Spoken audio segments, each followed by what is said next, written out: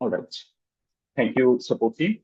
Welcome, everyone, and thank you for joining us today. Good morning, good afternoon, or good evening, depending on where you are from. I'm Mudit from Data Couch, and I'm thrilled to explore with you this exciting session on enhancing AI experiences with multimodal agentic systems.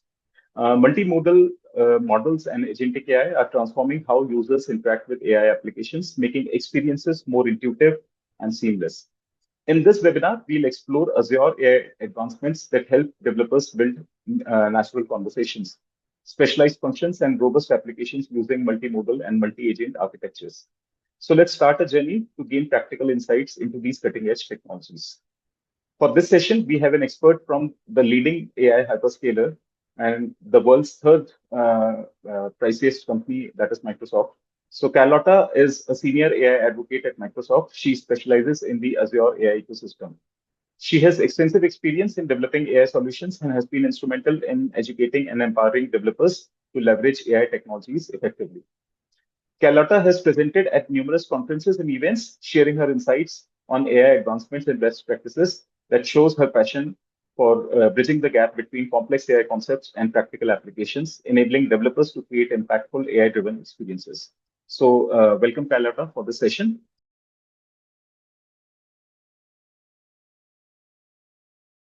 Hi, everyone, and welcome to this session where we are going to explore a bit agentic AI world with, a focus on multimodality and multi-agency. But first of all, something I like to do when doing a presentation is starting with the why. So in this case, why we care about agents, why we are talking about agents today. And you might have already your opinion about that, of course, but I brought some statistics that have been published in the most recent Work Index Trend released in April by Microsoft, which is an annual report that gathers the results of surveys conducted globally with professionals and leaders in the tech sector, but also beyond. Along with some data extracted from LinkedIn on job positions and recruiting processes, as well as telemetry from Microsoft 365 users. And of course, I encourage you to read and go through the report. It's quite a detailed report. But I've here in this slide a few data that I would like to highlight today. 80% of the respondents to this survey globally stated they don't have the time or energy to do their job. And supporting these, we know that during working hours, employees are interrupted on average every 2 minutes by meetings, emails, or messages. If we include also activities outside of core working hours, this adds up to a total of 275 interruptions per day. So on average, about 58 chats are exchanged after working hours, and there is a 60% annual increase in meeting after 8 p.m., also due to the rise in global teams working across different time zones. On the other hand, the pace of technological and business development continues to outstrip the way we work today, even in cases where AI-based tools or workflows have been integrated. And 53% of global leaders say that their company's productivity needs a boost. So how do we bridge this gap? I think that the key lies in using AI to automate processes and delegate execution tasks to AI agents, allowing humans to progressively focus more on management, oversight, and tasks that require human decision-making.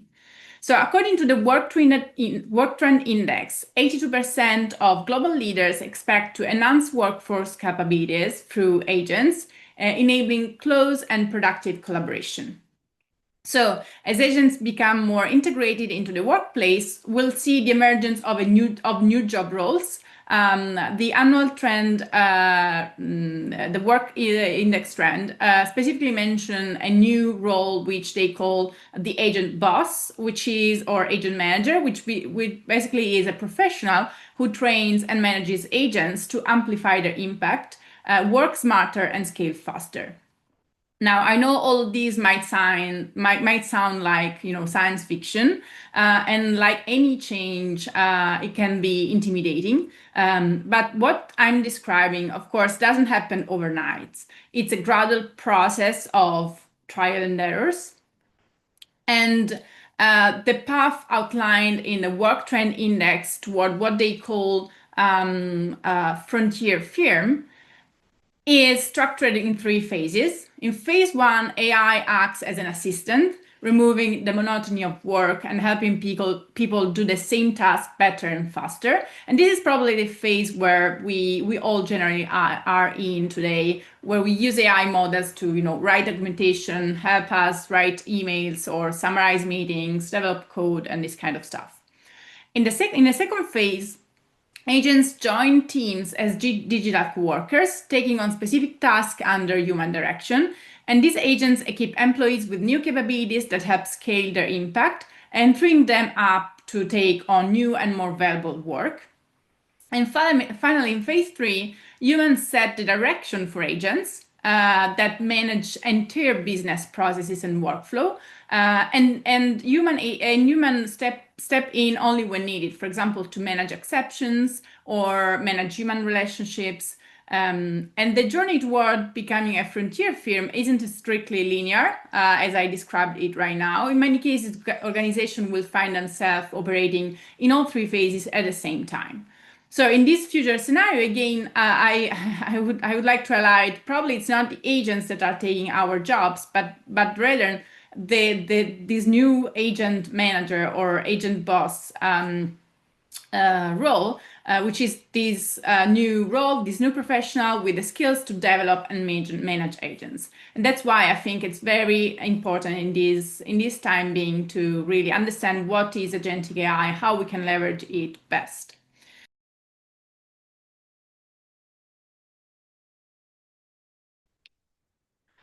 Now, let's move to actually building AI agents in Azure. In this section, we are going to have some demos as well. So you have multiple options to build an agent in the Microsoft ecosystem, according to the level of flexibility and ease of useness tools you need for your project. The first approach is infrastructure as a service, which is the one that allows maximum customization degree and control visibility over your solution architecture and implementation. So you build your agent with the framework of your choice. So you build your agent with the framework of your choice, and the recommended option by Microsoft is the Microsoft Agent Framework, which we are going to talk a little bit more later, but basically is the combination of semantic kernel with the multi-agents orchestration capabilities of AutoGen. Then we have the platform as a service approach, which is kind of a sweet spot between a good degree of flexibility and control, but also offers also lots of pre-built features available via a UI or an SDK that make it easier to build and manage your agent. And this is available via the Azure Foundry platform, and in particular, the Azure Foundry agent service that we are going to see in a minute with a demo. And then we have the software as a service approach, which is the easier to get started with, as it requires low or no code, and you don't need to manage the infrastructure or Azure resources. So it might not be a good fit if you need a higher degree of control and customization. So today we're going to kind of focus on the first 2 approaches.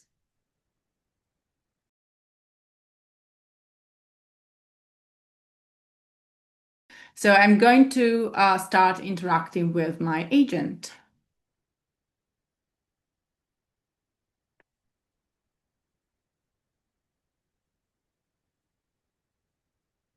So I'm going to connect to it.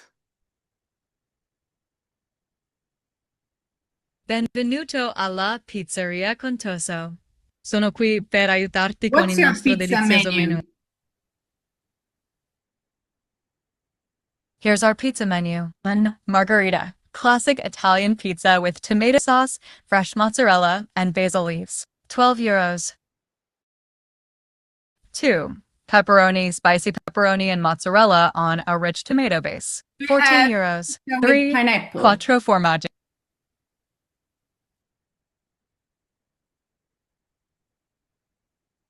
Yes, we do have the Hawaiian pizza, which includes pineapple along with ham and mozzarella. But honestly, pineapple on pizza is quite controversial. I'd suggest trying our capricciosa or prosciutto e rucola for a more authentic Italian then experience. I want What do you one think? pepperoni and 2 capricciosa, please.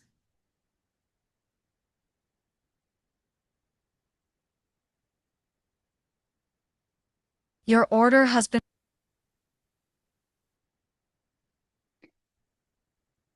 Your order detail... Perfetto. Did Grazie per you l'ordine. send my Se hai order? bisogno di...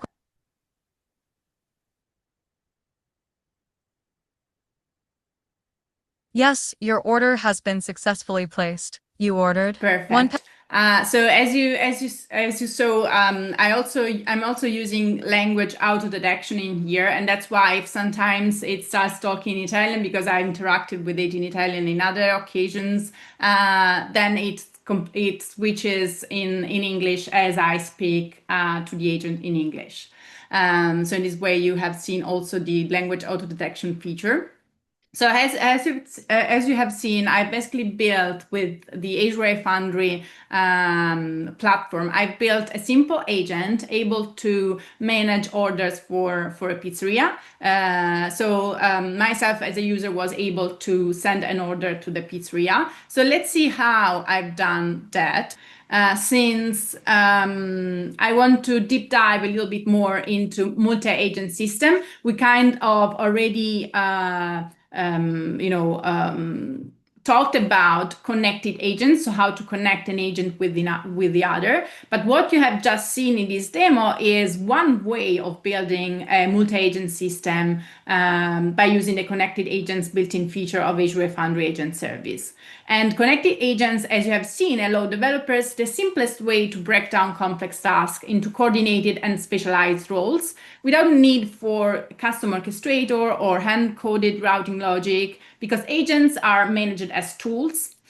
With this capability, you can design a system where a primary agent intelligent delegates to purpose-built sub-agents their response to a specific query. As in our case, we had the main agent delegating questions about dining services or home deliveries to the sub-agent.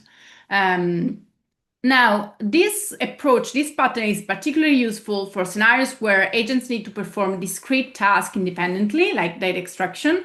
In this architecture, multiple agents share the same conversation thread, so they have access to the same context, the same conversation history. And one of the key benefits of this is the extensibility, because you can add and remove agents without affecting the main one. That connected agent is an LLM-driven kind of orchestration, so you are specifically not controlling the order in which these agents are invoked, how many times they are invoked, or what parameters or values that they are used to invoke them. So all of these things are sort of left up to the LLM to decide. And that generally works, but that may be or may not be what you desire. And in this second case, you want to build something like a workflow-driven orchestration where you design a deterministic and predictable execution pattern in which the agent works. And you can do that with semantic kernel. And there's several multi-agent orchestration patterns that one can use according to the specific needs, or you can build your own pattern. These are the ones that semantic kernel supply. We have the sequential pattern in which agents are connected in a way that the results of one agent goes to the next agent and the next agent, and they execute in sequence. We have the concurrent pattern in which the agent works simultaneously in parallel, and you get the result once all the agents have completed their task. We have the handoff pattern where a system dynamically passes control between agents based on the context or rules provided, and the context is shared so that the agent that is called as next has the information of what happened before. We have group chat, where all agents participate in a group conversation coordinated by a group manager. And we can use this pattern for things like peer review. So we have one agent reviewing the work of another. We have the Magentic pattern, which is a specific group chat-like orchestration developed by Microsoft Research and inspired from AutoGen. And finally, we have the workflow pattern, which allows you to build your custom workflow. So I have another demo in here, and I also added in here the link to the GitHub repo where you can find the code. I'm going to share this link also later. So let me jump directly in Visual Studio Code, where I have my very simple Python program where I've used the semantic kernel agent framework to combine multiple agents together. So I'm using the same scenario of the other demo. So we are kind of supporting this 𝗀𝗆𝗂𝗵𝗵 and Milan, and I want to orchestrate multiple agents in a way that I have one agent, which is a customer welcome agent, this is a no tools agent whose job is to just greets the customer and provide information about the restaurant. And again, I have some instruction in here on the tone and the style I want the agents to use in its answers, but also I'm adding some information about the 𝗀𝗆𝗂𝗵𝗵 specifically. Then I'm importing the agent that I've created in Azure AI Foundry, and I can simply do that by using the Azure AI agent class in here and passing the agent ID that I can retrieve from my Azure AI Foundry project. So I defined the first agent like a built-in agent in semantic kernel. I imported my Azure Foundry agent, and then I have a third agent, again natively built with semantic kernel, which is my allergen checker agent, which has the task of checking order request and identifies potential allergies in the order request. So I built for this demo a concurrent orchestration. So the three agents are executed in parallel, and then I get a final output when all the agents completed their task. And then basically I collect the input from the user to specify the order for the 𝗀𝗆𝗂𝗵𝗵. So let's try to execute this multi-agent system and place our orders and see the result of the three agents. So if I've been asked to specify the order for the pizzeria, so I'm going to ask one margherita and sorry, there's a typo. One margherita and two capricciosa. Okay, I'm caring too much about the typos. Large language models are able to handle typos anyway. But what I wanted to show you is that I get three outputs in here. The first output is from the customer welcome agent, where the first agent is just welcoming me and providing information about the pizzeria. Then I have the allergen checker agent, which performs an analysis of the allergens for my order, so the margherita and the capricciosa, and explain where there are some issues with there might be issues with allergens. And then I have the orders manager agent that place the final order that I've just requested. So this is how I have orchestrated with a concurrent pattern my three agents into one single system. So let me come back to the slide again, and again, this is the link to the repo where you can find these codes, so you can replicate the demo or deep dive into the code.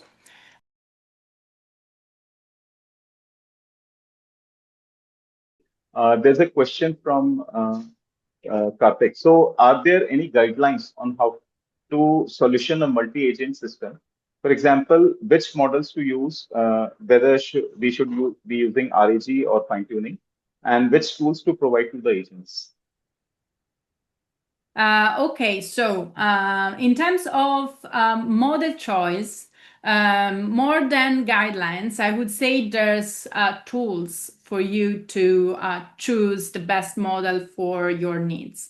And for tools, I mean, in Azure Foundry, there's a model catalog, which includes hundreds of models now, I think thousands of models now from different providers. So of course, it's not easy to, immediately find the model you need. But there are tools embedded in the model catalog that allows you, first of all, to consult some model cards. So for each model, you have kind of a description offered by the model provider of the use cases and the task more relevant for the models, or the data with which the model has been trained with, and all this kind of stuff. And then there's a model benchmark feature that you can use to compare different models on a given dataset, but also on your own dataset. So you can upload your dataset and look at the benchmarks across different metrics, things like accuracy, things like cost, throughput, and so on and so forth. So you can compare different models, a subset of models, of course, not hundreds. And you also have some visualization, some graphs to better analyze these benchmarks. And the other thing, which is very fresh, very early, I would say, but it's something that is going to evolve and develop soon, is the model routing feature, which is now available for just for OpenAI models, but will be extended to more models, which basically allows you to kind of delegate to the system the choice of the best model to choose, not just for your use case, but to answer a specific prompt. So the system basically route among different models and choose the best one to answer a specific prompt. So this is, I think, the direction we are going to. But right now, what I would suggest is, leverage the tools you have to choose the best model. And the other thing is really iterating and testing different models, because most probably the first model you're going to choose will not be the best one. So it's always a continuously improvement and iteration and experimentation.